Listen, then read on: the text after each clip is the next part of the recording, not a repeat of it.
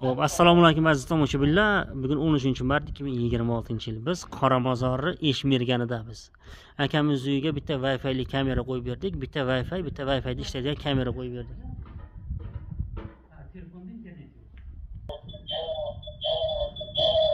Mana ko'ringlar. Yana. Ustalar yaxshimisizlar? Mana ko'ryapsizlarmi sifatlarini?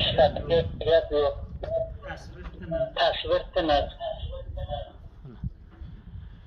Xo'p, sifatlari juda ham ajoyib mana ko'ryapsizlar. Klient o'zi mana nima deyapti. Xo'p, bundan oldingi videomiz ham klientlarimiz Rossiyadan turib ko'rishdi. Qoramozor qishlog'i. Xo'p, Eshmergan tochkadamiz hozir.